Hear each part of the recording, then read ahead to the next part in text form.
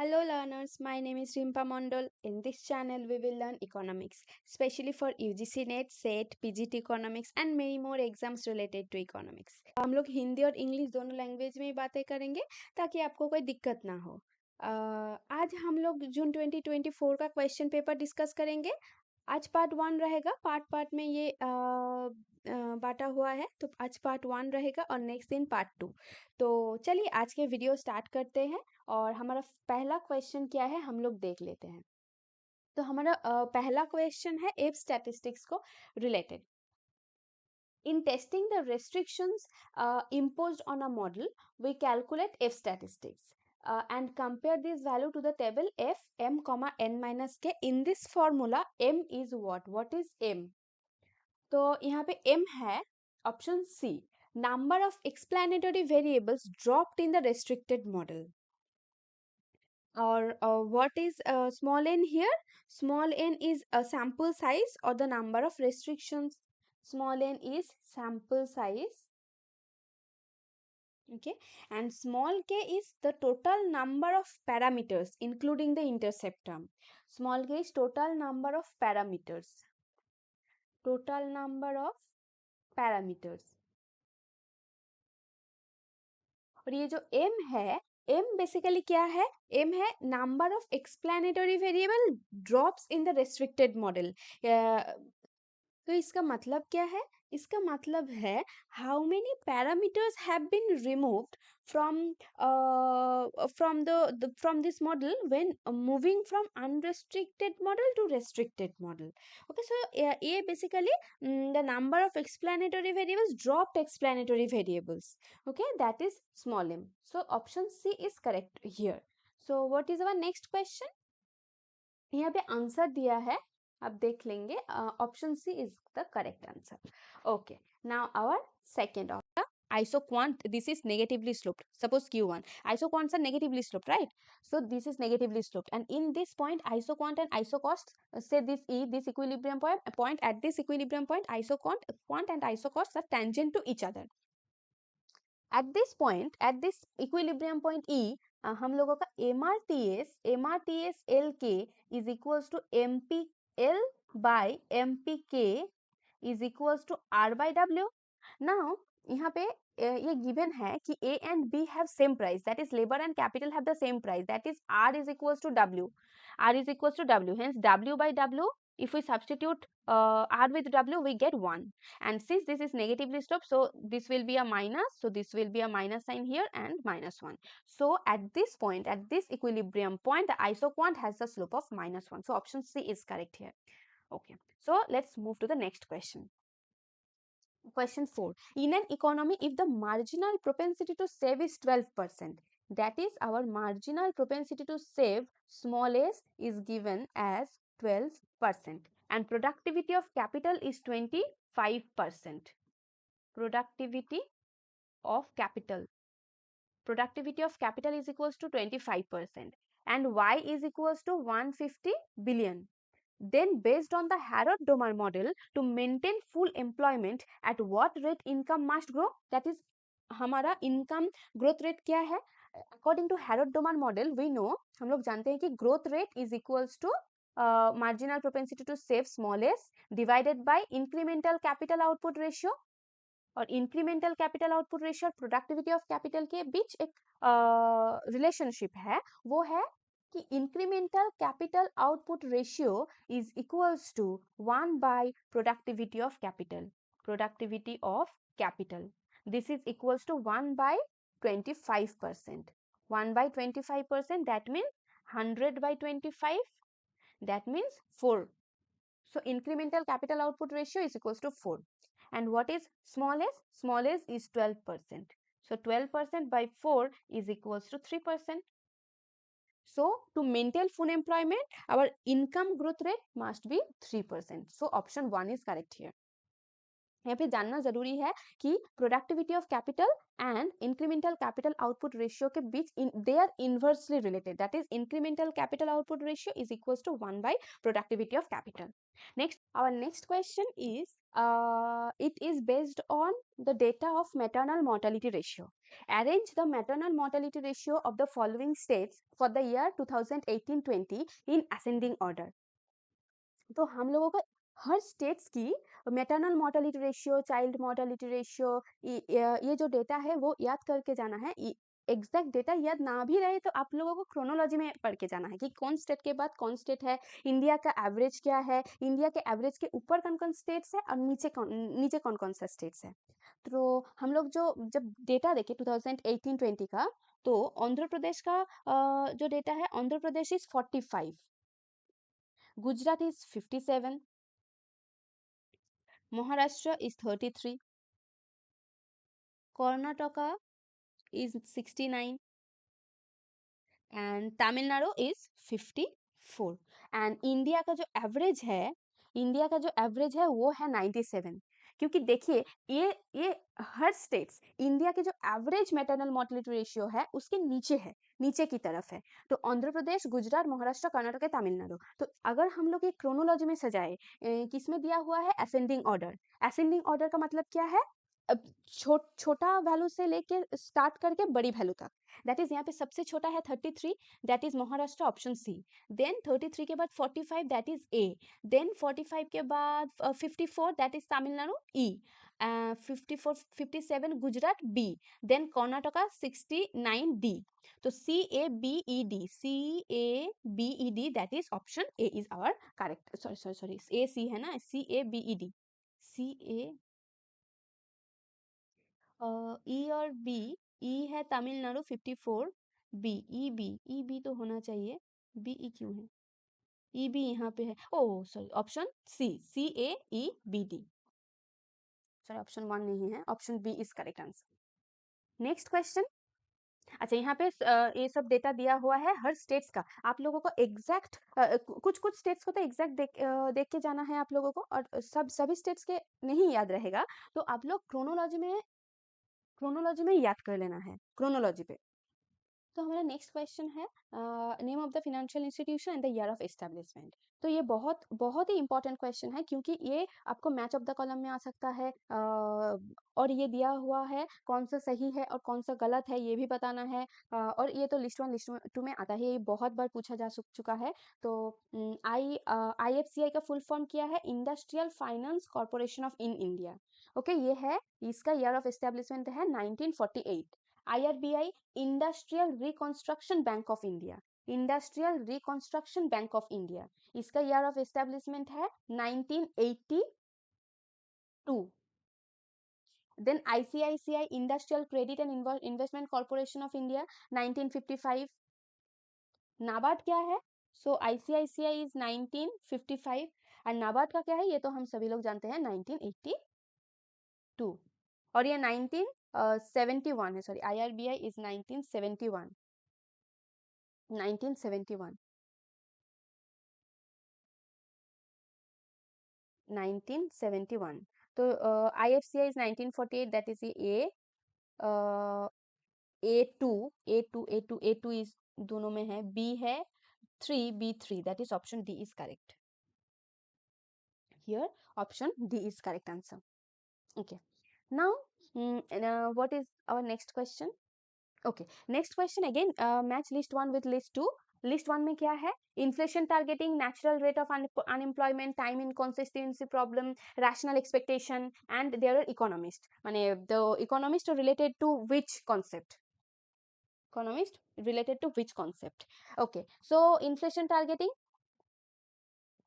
Targeting is JB Taylor. Inflation targeting, JB Taylor. Natural rate of employment, natural rate of employment ये तो Milton Friedman. Time inconsistency problem, ये तो Kydland and Prescott. Rational expectation, Robert Lucas junior. ठीक है, मतलब 4 1 2 4 1 2 3, 4 1 2 3, 4 1 2 3, 4 1 2 3, ये ए, option A. Question 8 है, option A. Option A is correct. Okay. Next, under fixed exchange rate system, an increase in domestic interest over foreign interest rate will be resulting. That is, under fixed exchange rate system, अगर हम लोगों का domestic interest rate RH, home country, RH for domestic interest rate or home country interest rate increase over foreign interest rate. That is when our RH home country interest rate, अगर हमारा home country interest rate greater than है our foreign country interest rate. तो तब क्या होगा? अगर home country interest rate बढ़ता है तो क्या होगा बताओ? हमारा कंट्री में, इंडिया में इंटरेस्ट रेट ज़्यादा है तो फॉरेनर्स ज़्यादा पैसा इन्वेस्ट करेंगे, सो कैपिटल इनफ्लो होगा from foreign. So this implies capital inflow from foreign. उसके बाद क्या होगा? अगर कैपिटल इनफ्लो होगा तो कैपिटल अकाउंट सरप्लस होगा. Capital account surplus. तो कैपिटल अकाउंट सरप्लस में आएगा तो बीओपी सरप्लस होगा. And balance of payment surplus में आएगा तो मनी सप्लाई इंक्रीज करेगा. सो डोमेस्टिक मनी सप्लाई राइजेस. क्यों? क्योंकि हमारा बैलेंस ऑफ पेमेंट सरप्लस में है.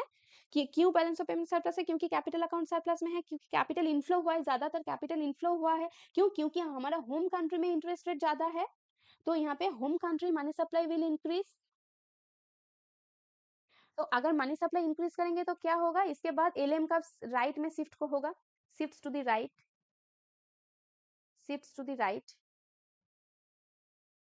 ओके. और यहाँ पे याद रखने का बात है कि fixed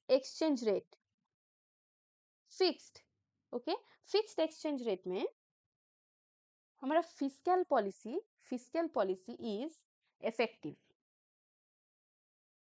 and monetary policy is ineffective.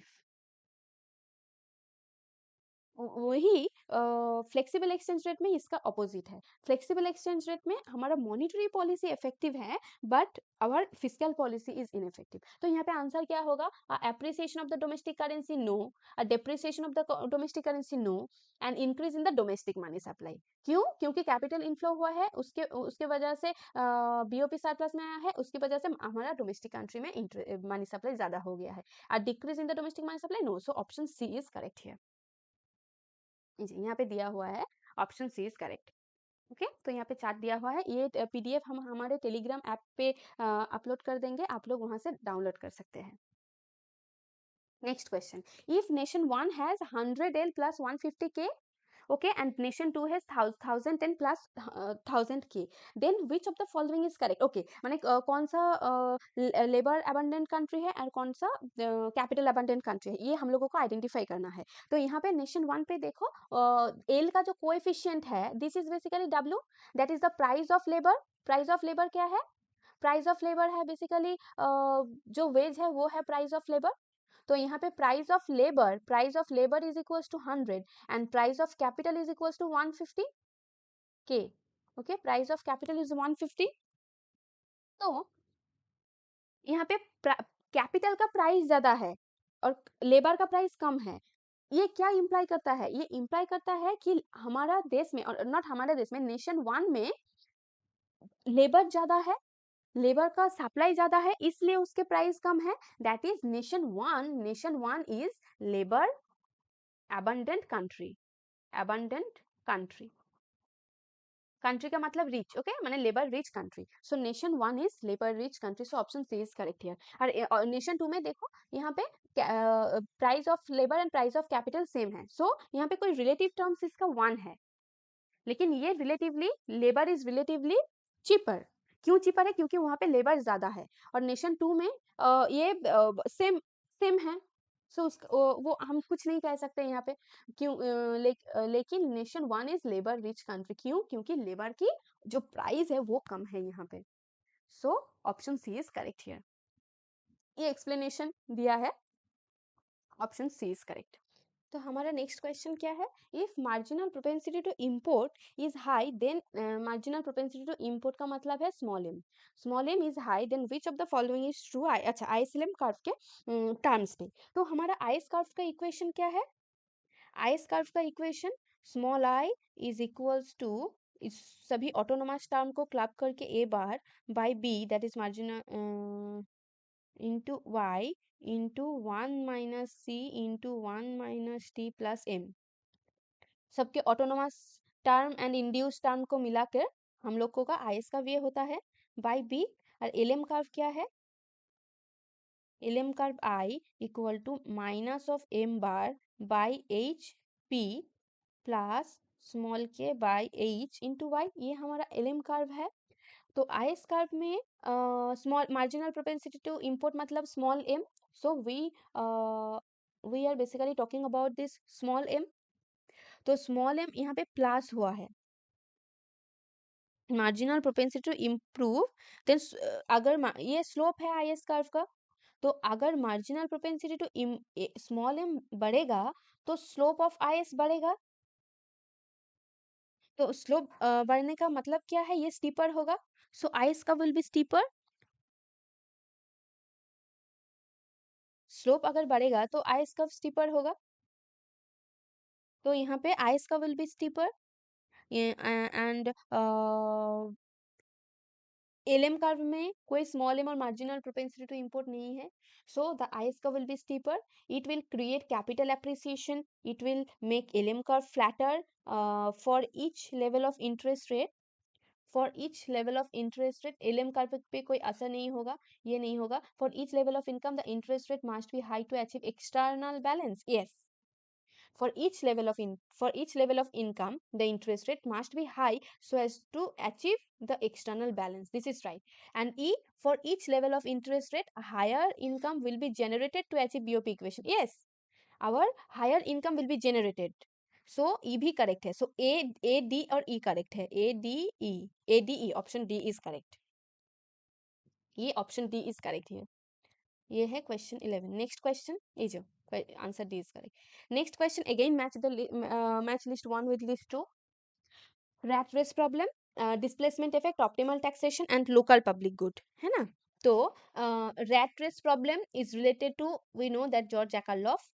Displacement effect Peacock Wiseman, ये तो बहुत इंपॉर्टेंट है, डिस्प्लेसमेंट इफेक्ट मैंने हर एग्जाम में ही आता है displacement effect. Optimal taxation, this is optimal taxation about diamond and PA and Middle's JA. So optimal taxation is related to 4 and local public good is T-bound. So A3, so 3, 1, displacement effect, optimal taxation 4, local public good 2, 3, 4, 3, 1, 4, 2, 3, 1, 3, 1, 4, 2. Option B is correct. Next question. Again match list 1 and list 2, यहाँ पे है Park test, Glejser test, Bassett test, White heteroscedasticity test. Okay, तो Park test है, Park test ये this is related to sorry LN, तो Park test is ln UITU, glazer test this, and Koenkar Bassett test is 1 and white heteroscedasticity test is 4, that is 2 3 1 4, 2 3 1 4, 2 3 1 4, option D is correct. Which of the following are true in case of solo model? Solo model का assumption, savings is determined exogenously, population grows at constant rate, there is constant returns to scale, savings ratio is constant, entrepreneurs invest for the new ideas, ठीक है। यहाँ पे population is constant, yes, savings is determined exogenously, and savings is no, there is constant returns to scale, there is constant returns to scale. A, B, C. Savings ratio is not constant, entrepreneurs invest for new ideas, no. A, B, C is correct answer, B is correct answer. और ये छोड़ के और क्या क्या assumption है यहाँ पे लिखा है, देखो single good is being produced in the solo model, there are two factors of production, labor and capital, both labor and capital, population is constant, full employment of resources, perfect competition, labor and capital are suitable, labor is paid a wage as per their marginal product, variable technical coefficient, flexible price and follows an interest rate system। अच्छा, CRS है और endogenous variable savings के अलावा और कौन कौन सा है, savings, investment, population and technology, ये चारों है सोलो मॉडल में endogenous variables. So option B is correct. Again match list 1 with list 2। तो अगर हम इसको जूम करें तो शायद शायद ही आपको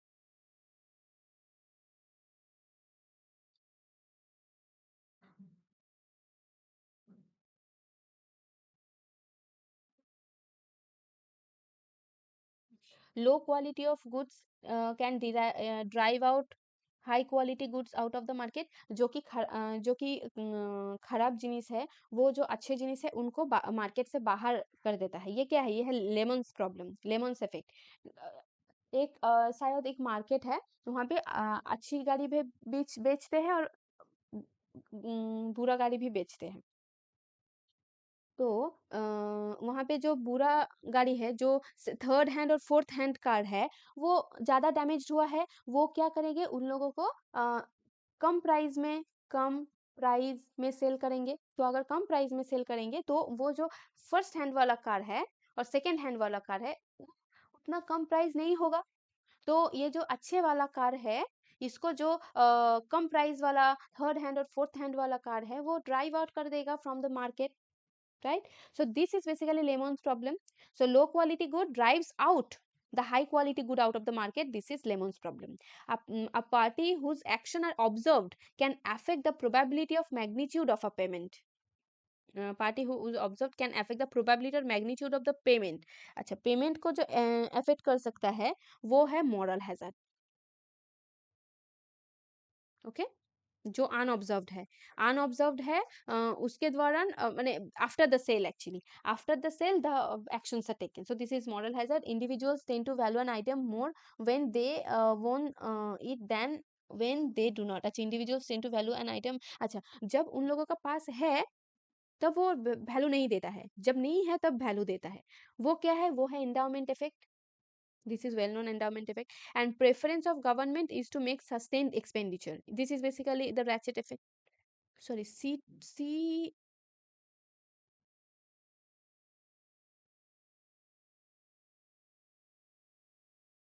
A2 ए तो लेमन से इफेक्ट है 2। A2 तो कहीं पे भी नहीं है, यहाँ पे कुछ गड़बड़ है। ए तो लेमन से इफेक्ट है, lemons problem. So A is 3। Oh sorry sorry, A तो 3, 2 कहाँ पे है? ये मैं ही गड़बड़ कर रही हूँ। ये 3 है, A3, A3, A3। ये एक डांडी यहाँ पे घुस गया ना, इसलिए मैं देख नहीं पाया। So A3 an unobserved part and a party whose actions are unobserved is moral hazard, है ना? B is 1, so A3B1, A3B1, तो A3B1 option C4, C, yes, this is endowment effect and this is 2 ratchet effect, yes. So option C is correct here, option C. Next question. Which of the following are true in case of measurement of dispersion and central tendency? Okay, so algebraic sum of deviation from mean is minimum, mean deviation is least when calculated from median. Variance is always non-negative. Mean, standard deviation, coefficient variations have the same unit. Relative measures of dispersion as independent of the measure of time. Okay, so algebraic sum of deviation from mean is minimum? No. Mean deviation is at least is least when calculated from median? Yes, B is correct. Variance is always negative? Yes. क्यों? क्योंकि variance है sigma square, standard deviation का square. तो अगर किसी को हम square करेंगे तो वो नॉन नेगेटिव ही होगा, वो नेगेटिव का कोई चांस नहीं है। अच्छा, standard mean, standard deviation, coefficient variation the same unit? No. Relative measures of dispersions are independent of the units of measurement? Yes, relative measures are always units independent of units of measurement, क्योंकि वो relative terms में है ना, तो वो independent of units of measurement होता है। So ये क्या क्या है? B C E is option D. So option D is correct.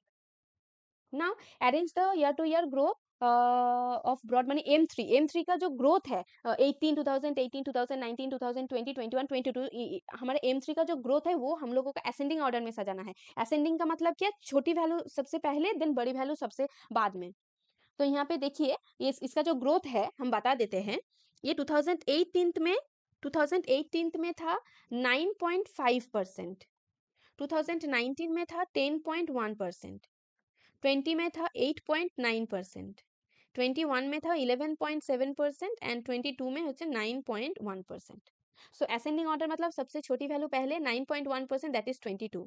So financial year 22 मतलब ई, देन 9.1, देन 9.5 ए, टू 2018 माने 22 देन 18, देन ओ 8.9 सबसे छोटा है ना,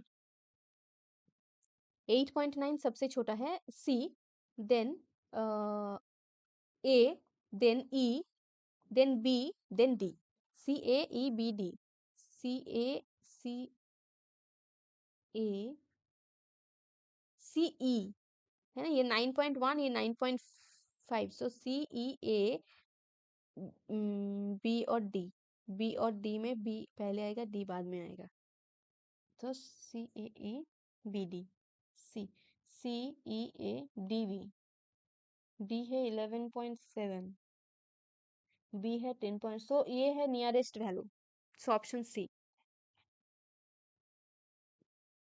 According to the life cycle income theory hypothesis, consumption is constant through the lifetime. Through the lifetime, yes, constant. Consumer consumes more while earning, no. Savings is constant throughout the lifespan, no. Retirement consumption is entirely financed through these savings. These savings, retirement, yes, retirement consumption is entirely through these savings. क्यों? क्योंकि जब retire करता है तो आदमी कोई earning नहीं होता है आदमी का कोई, and consumption keeps increasing with age. Consumption increases, no, this is not any assumption. So A and D is correct, option B is correct here. And what are the other assumptions? Persons knows when he will die and when he will enter into the labor market. No change in price, that is price constant. Consumption level is constant over lifetime. यहाँ पे है कि consumption keeps increasing, but this is wrong. And little relationship between current income and current consumption, माने दोनों में ही थोड़ा थोड़ा relationship है. Okay. Next, which of the following strategies can never be used in a Nash equilibrium? Dominant, yes, ये होता है strongly dominated strategy, weakly dominated strategy, and none of the above. Weakly dominated strategy is the answer. Weakly dominated strategy ये Nash equilibrium में नहीं use होता है. और dominant strategy हम लोग सुना है, strongly dominated strategy सुना है, लेकिन weakly dominated नहीं होता है. So option C is correct. So our next question is, which of the following states the gravity model correctly? So gravity model Jan Timbergen ने ये दिया था, पहले तो ये बता दूं कि gravity model was given by Jan Timbergen. ये क्या कहते हैं कि bilateral flows are based on the economic size which are measured by GDP and distance between the two countries. So दो country के size और उन दो country के जो GDP है वो उसका रिलेशनशिप है, एंड वो कैसे मेजर करते हैं? F I J is equals to G, gravity model का constant, into M I into M J by D I J. M I M J is GDP of ith country and jth country, and dij is distance between them. So a into tij bilateral trade flow is equals to a constant into yi yj by dij, YI YJ into DIJ, माने उन दोनों country का GDP का multiplication divided by their distance. ज्यादा distance बढ़ेंगे, distance अगर बढ़ेंगे तो बायलैटरल ट्रेड कम होगा, ट्रेड घट जाएगी. और अगर जीडीपी कोई एक कंट्री का या दोनों कंट्री का जीडीपी इंक्रीज करता है तो बायलैटरल ट्रेड इंक्रीज होता है. So there is a positive relationship between bilateral trade flow and the GDP growth rate of the two countries, and there is an inverse relationship, a negative relationship between the distance between the two countries and the bilateral trade flow. All right, so option C is correct here. Okay, next question.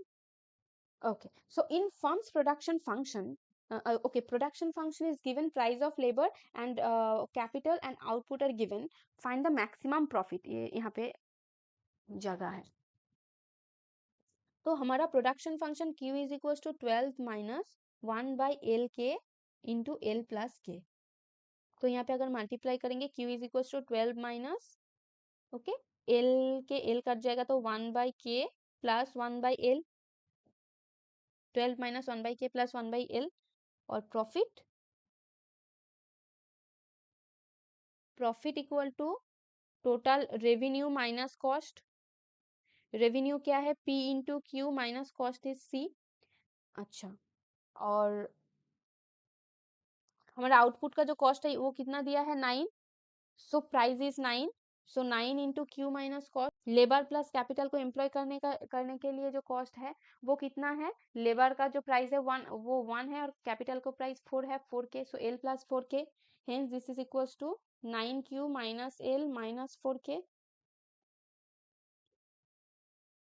q कितना है, q का value यहाँ पे बैठा देना है, सो 12 minus 1/k plus 1/l, ये 1/l, this minus l minus 4k।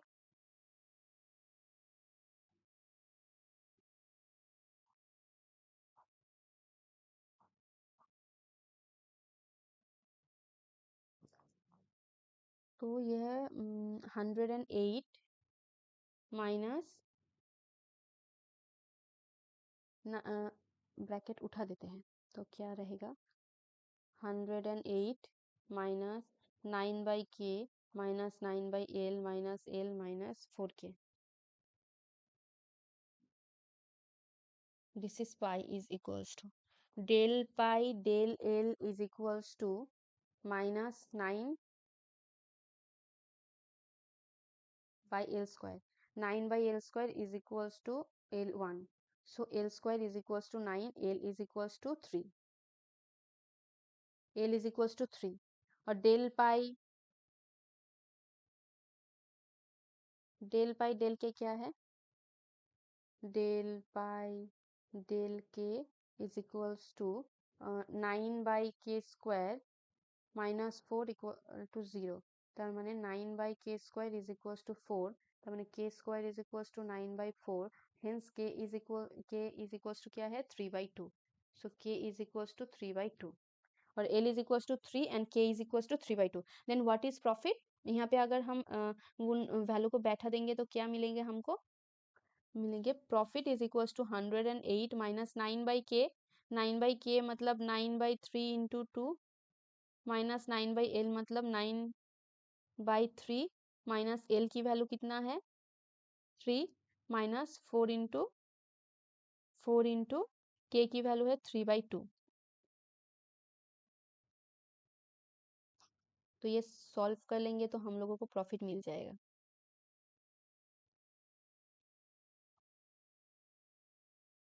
तो is equals to 108 minus 6 minus 3 minus 3 minus 2 दूनी 4, सो 6 इज इक्वल्स टू 108, ये 6 7 8 9 10 11 12 13 14 15 16 17 18 minus 18 is equals to 880 and 9, so profit is equals to 19।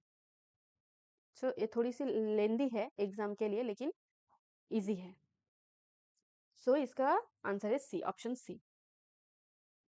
Then 22 is arrange the following foods and beverages in ascending order based on average annual retail inflation on the basis of CPIC. So milk and product है 183.3, fruits है 174.7, pulse and products है 201.4 and spicy है 233.6 and ये है meet and fish है 220.9।